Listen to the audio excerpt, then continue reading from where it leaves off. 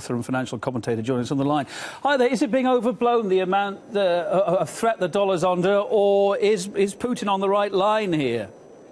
Putin is on exactly the right line. It has not been overblown. Kevin, America is the largest debtor nation in world history, and the debts are getting worse and worse and worse. The world needs something to compete with the U.S. dollar. The Chinese and the Russians are doing the right thing to try to find something else.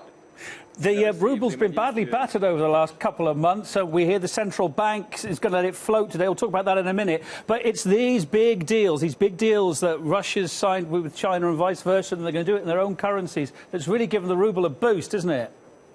Well, absolutely. But again, Kevin, the dollar's a seriously flawed currency, and people need something else to use. And whether it's the ruble or the renminbi or what, I don't know. I suspect it'll be the renminbi. But the world is starting to realize it must move away from the U.S. dollar. We're going to see any reaction to this news from the U.S. today, do you think? No, not much. The U.S. thinks that they're in charge and they don't have to worry about anything. No. I hate to say it, I'm an American citizen, but, you know, there's a lot of arrogance still in the United States, especially about the dollar. China and Malaysia also agreed to set up a joint bank as well, didn't they? How much is that going to contribute to the ongoing rise in the Pacific region?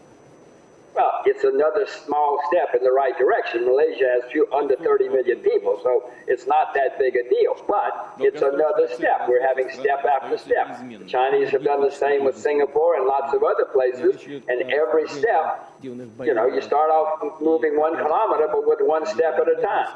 We're heading towards 1 or 2 or 5 kilometers. Are we heading any closer towards a time, maybe thinking of the BRICS nations now setting up a bank, any closer to a time when the dollar won't be used as the reserve currency? Not this year, not next year, but certainly by the end of this decade, you're going to see many people use other things. Kevin, people have already started. 15 years ago, the U.S. dollar was 70% of people's reserve currency. Now it's down to 62%. People are already moving away slowly, but they are moving. Jim, while we got you on the line, just 30 seconds, talking about the ruble there, it's been badly battered because of the sanctions, etc. lately. It's on a bit of an upturn again now. A lot of people hoping that it'll continue that upturn. The central bank saying they're going to let it float. Good plan, yeah? Absolutely a good plan. They should not interfere. They let the market do it. If it goes down a lot, I bought rubles on Friday.